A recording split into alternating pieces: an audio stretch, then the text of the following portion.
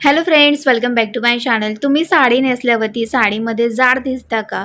किंवा समजा तुम्ही जाड असाल आणि तुम्हाला साडीमध्ये स्लिम दिसायचं असेल, तर यासाठी साडी कोणत्या पद्धतीने तुम्हाला नेसायची आहे, हे आजच्या व्हिडिओमधून तुम्हाला मी दाखवणार आहे. तर आजचा हा व्हिडिओ तुम्ही पूर्ण पहा. तर आता इथे बघा, बऱ्याचशा ज्या लेडीज असतात त्या जास्तीत जास्त परकरचा वापर करतात. तर परकर वापरताना तुम्हाला एक गोष्ट महत्त्वाची लक्षात ठेवायची आहे. ती म्हणजे काय, तर परकर आपण ज्यावेळी घालतो की त्याच्यानंतर काय होतं की एक्स्ट्रा जो परकरचा भाग असतो ना, तिथे आपल्याला अशा छोट्या-छोट्या चुन्या पडतात. जसे की आपण इथं समोरून इथे बघत आहोत ना, छोटे-छोटे चुन्या. चुन्या म्हणजे काय, तर त्या प्लीट्स आहेत. तर ते दिसता कामा नये. त्याच्यामुळे तुमचा लूक खराब येऊ शकतो. तर यासाठी तुम्ही काय करू शकता, की जो एक्स्ट्रा जो पेटीकोटचा भाग असतो, तो सगळा एक्स्ट्रा भाग तुम्हाला पाठीमागे घ्यायचा आहे.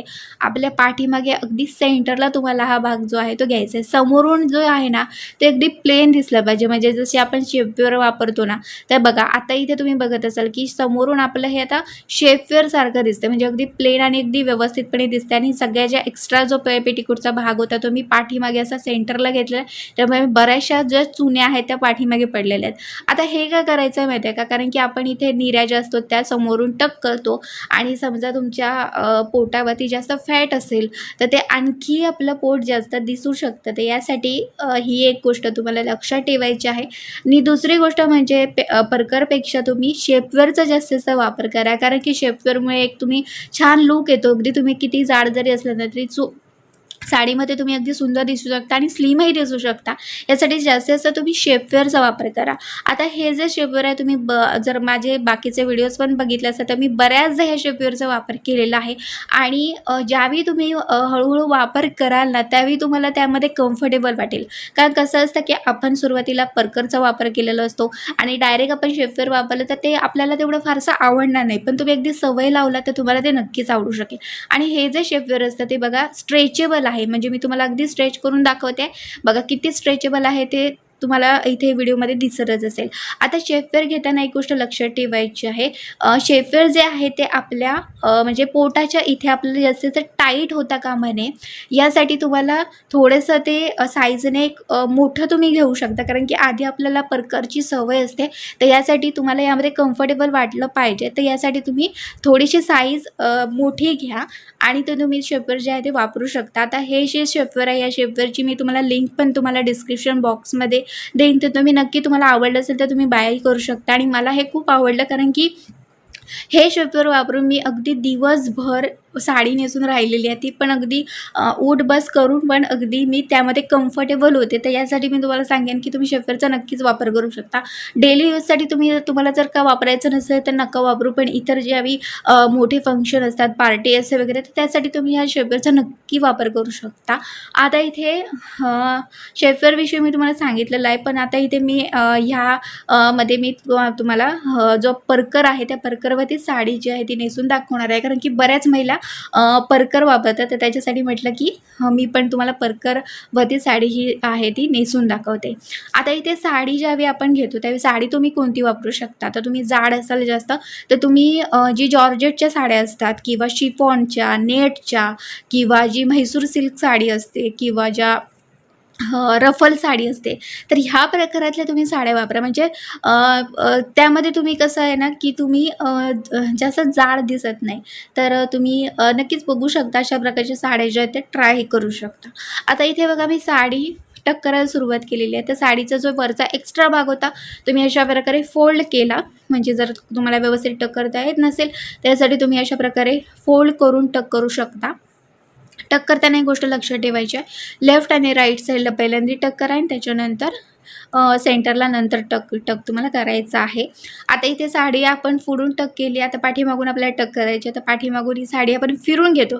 बऱ्याच जणी काय करतात माहिती आहे का, पाठीमागून फिरून घेताना एकदम टाईटली घेतात.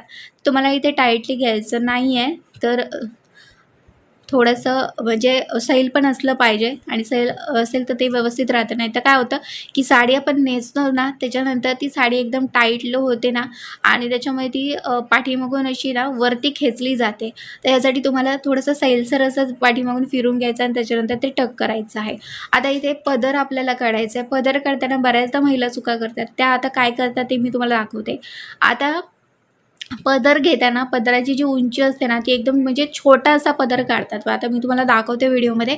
तर हा बघा, हा एकदम छोटासा पदर जो आहे तो काढतात. तर एवढा पदर तुम्हाला हा काढायचा नाही आहे. पदराची उंची म्हणजे तुम्ही जरी उंच असाल, तुम्ही जाड असाल, बारीक असाल, तरीही पदराची जी उंची आहे ती मात्र तुम्हाला गुडघ्याच्या थोडंसं खाली हा पदर यायला पाहिजे, इतकीच तुम्हाला पदराची उंची घ्यायची असते. अगदी तुम्ही कमी उंचीच्या जरी असाल ना, तरी तुम्ही ह्या पद्धतीने जर पदर घेतलात ना, तर तुम्ही साडीमध्ये ना उंच दिसता आणि स्लिमही दिसता. तर यासाठी तुम्हाला पदर जो आहे तो गुडघ्याच्या थोडासा खाली येईल इथपर्यंत तुम्हाला घ्यायचा आहे. आणि त्याच्यानंतर दुसरी चूक काय करतात तेही मी तुम्हाला दाखवते. तर दुसरी चूक अशी असते, की पदर काढताना पदराच्या ज्या प्लीट्स असतात त्या मोठ्या काढल्या जातात. तर मोठ्या अशा ज्या प्लीट्स आहेत त्या तुम्हाला घ्यायच्या नाहीत. पदर जर तुम्ही असा मोठा काढलात ना, तर यामध्ये तुम्ही आणखी आधी ऑलरेडी तुम्ही जाड असाल, तर त्यामध्ये आणखी अशा जाड दिसू शकता. तर यासाठी पदर जो आहे तो अशा प्रकारे तुम्हाला काढायचा नाही आहे. तर पदर काढताना तुम्हाला पदराच्या ज्या प्लीट्स आपण काढतो त्या छोट्या काढायच्या आहेत. कशा काढायच्या तेही मी तुम्हाला सांगते. अगदी सोपी पद्धत आहे. तर आता इथे ह्या पद्धतीने तुम्ही लक्षात ठेवा, की अशा पद्धतीने तुम्हाला मोठा पदर काढायचा नाही. अगदी साडीची बॉर्डर मोठी असली तरीही तुम्हाला अशा प्रकारे पदर हा काढायचा नाही आहे. आता इथे पदर काढताना काय करायचं आहे बघा, तर पदराची दोन्ही टोकं मी अशा पद्धतीने दोन्ही हातामध्ये घेतलीत आणि माझ्या डाव्या साईडने मी पदराच्या प्लीट्स काढायला सुरुवात केलेली आहे. पहिली जी प्लीट आहे ती मी मोठी काढली आहे आणि बाकीच्या ज्या प्लीट्स आहेत त्या मी लहान काढल्या आहेत. आता ही साडी जी आहे ती फारशी काही बॉर्डर तिची मोठी नाही आहे, त्याच्यामुळे जी बॉर्डर होती तितकीच मी पहिली जी प्लीट आहे ती काढलेली आहे. तर अशा पद्धतीने आपण हा पदर काढायचा आहे. बघा, पहिली प्लीट माझी मोठी आहे आणि बाकीच्या ज्या राहिलेल्या प्लीट्स आहेत त्या मात्र मी पहिल्या प्लीटच्या मानाने छोट्या काढलेल्या आहेत. आता अशा पद्धतीने का काढते माहिती आहे का? कारण की ना कधी-कधी त्या प्लीट्स असतात त्या बघा, काही ज्या प्लीट असतात त्या बाहेर येतात. म्हणजे जो आपला पदर असतो त्या पदराच्या बाहेर येतात आणि मग ते परत आपल्याला त्या प्लीट्स व्यवस्थित कराव्या लागतात किंवा ते खराबही दिसतं. तर यासाठी मी तुम्हाला सांगेन, की या पद्धतीने तुम्ही पदर काढलात ना, तर कुठचीही प्लीट तुमची बाहेर येणार नाही. जशी आहे तशीच अगदी राहू शकेल. आता ह्या प्लीट्स आहेत त्या मी व्यवस्थित अशा एकत्र करून घेणार आहे. सगळ्या प्लीट अगदी प्रेस करून तुम्ही घेऊ शकता. समजा साडी फुलणारी वगैरे असेल तर तुम्ही प्रेस करूनही घ्या आणि त्याच्यानंतर त्या प्लीट सगळ्या एकत्रही करून घ्या. तर आपला इथे पदर जो आहे तो रेडी झालेला आहे. तर पदराला पिनअप आपल्याला करायचं आहे. पिनअप करताना मात्र तुम्हाला खांद्याच्या थोडंसं पाठीमागे असा हा पिनअप आहे तो करायचा आहे. खांद्यावरती करू नका. खांद्यावरती केलंत ना, की तुम्ही थोडं जरी खाली वाकलत ना, की तो जो पदर असतो ना तो असा पुढे येतो. तर यासाठी तुम्हाला खांद्याच्या थोडंसं पाठीमागे हा पिनअप आहे तो करायचा आहे. पिनअप करताना इथे मी आडवा पिनअप केलेला आहे. आता समोरच्या ह्या ज्या पदराच्या प्लीट्स आहेत त्या मी थोड्याशा अशा माझ्या हातानेच अशा प्रेस करून घेत आहे.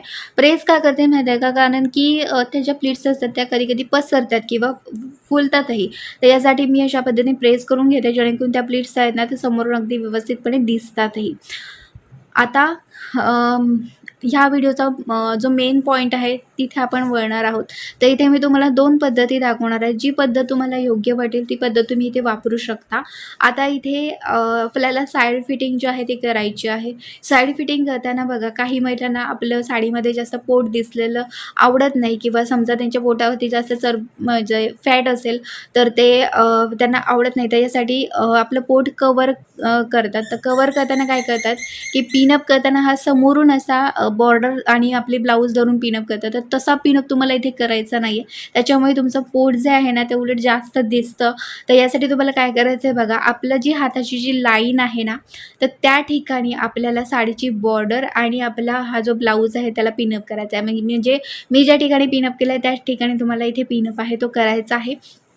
ह्याच्यामुळे बघा पाठीमागे पण बघा, जी बॉर्डर आपली आलेली असते ना ती कधी-कधी खाली सरकतेही, तर ती सरकणार नाही आणि जशी आहे तशीच अगदी राहणार आहे. आता इथे आपल्याला त्याच्यानंतर दुसरी जी स्टेप आहे ती अशी आहे, की आपल्या बेली बटनच्या इथे जी बॉर्डर आपली आलेली आहे ना, तर तिथे आपल्याला पिनअप करायचं आहे. आणि पिनअप करताना जो आहे ती बॉर्डर साडीची आणि आपला जो परकर आहे त्याला आपल्याला त्याला धरून आपल्याला पिनअप करायचा आहे. पिनअप करताना तुम्हाला इथे तिरका पिनअप करायचा आहे, कारण की जी बॉर्डर आहे ती आपली तिरकी आलेली आहे आणि यासाठी मी इथे तिरका पिनअप आहे तो केलेला आहे. आता इथे पिनअप केल्यानंतर लगेचच आपल्याला निऱ्या काढायला घ्यायच्या आहेत. म्हणजे तिथे अजिबात साडीचा भाग सोडायचा नाही आहे. बघा, मी लगेच ते म्हणजे पिनअप केल्यापासून लगेचच मी तिथून निऱ्या काढायला सुरुवात केलेली आहे. अजिबात साडीचा भाग इथे सोडलेला नाही आहे. तर हीच पद्धत तुम्हाला इथे वापरायची आहे.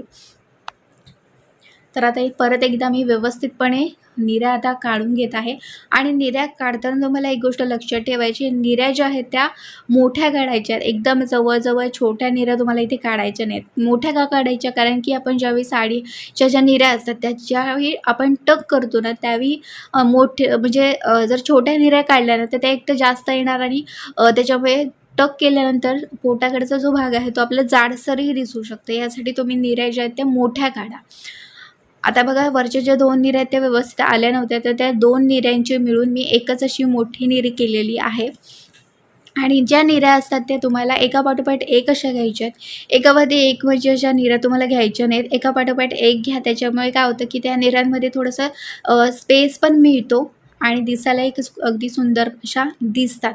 तर आता इथे निऱ्या आपण घेतलेल्या आहेत. आता निऱ्या ज्या आहेत त्या मी आता टक करणार आहे. तर सगळ्या मी निऱ्या एकत्र करून घेते आणि त्याच्यानंतर थोड्याशा मी प्रेस पण तिथे करून घेतल्यात, जेणेकरून त्या निऱ्या व्यवस्थित राहाव्यात आणि म्हणजे फुगलेल्या वगैरे दिसत होत्या, त्याच्यासाठी मी थोडंसं प्रेस केलेलं आहे.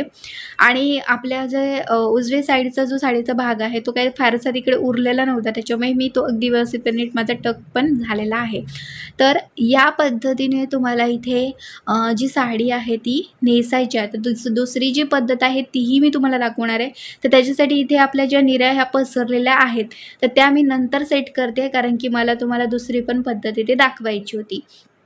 आता इथे समजा पोटाकडचा भाग तुमचा दिसत असेल आणि तुम्हाला पूर्ण कवर करायचं असेल, तर यासाठी तुम्ही काय करू शकता, वरची प्लीट बाजूला करून आतली जी प्लीट आहे ती धरून तुम्ही ती प्लीट आणि आपली जी साडीची बॉर्डर आहे तिथे तुम्ही पिनअप आहे तो करू शकता.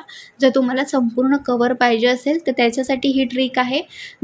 जर तुम्हाला आवडली असेल तर तुम्ही वापरू शकता, नाहीतर नाही वापरलं तरी काही हरकत नाही आहे. तर अशा पद्धतीने तुमचं जर पिनअप केलं ना तर तुमचं पूर्ण जी बाजू असते ना ती कवर होऊन जाते.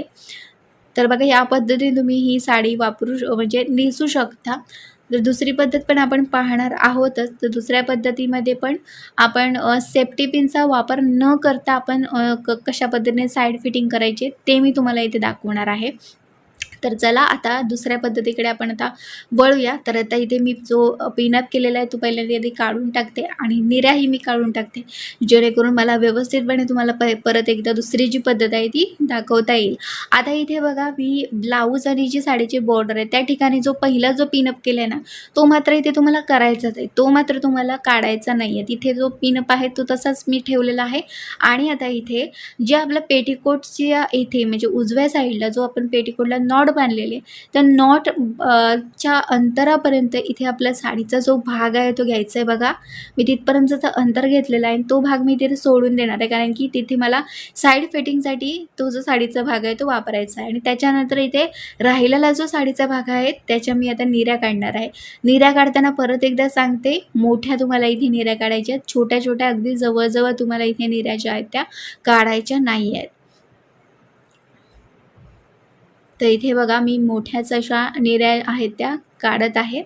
आता काही ज्या साड्या असतात त्या लांबीला फारशा नसतात, तर त्याच्यासाठी आपल्याला दुसरा काही पर्याय नसतो, त्याच्यामुळे आपल्याला छोट्या छोट्या निऱ्या काढाव्याच लागतात. पण समजा तुमची साडी अगदी लांबीलाच व्यवस्थितपणे असेल तर मात्र तुम्हाला इथे मोठ्याच निऱ्या आहेत त्या काढायच्या आहेत. आता सगळ्या निऱ्या मी अगदी व्यवस्थित अशा एकत्र करून घेते. कुठची निरी समजा खालीवर झालेली असेल तर ती मात्र मी अगदी व्यवस्थितपणे एकत्र केलेली आहे.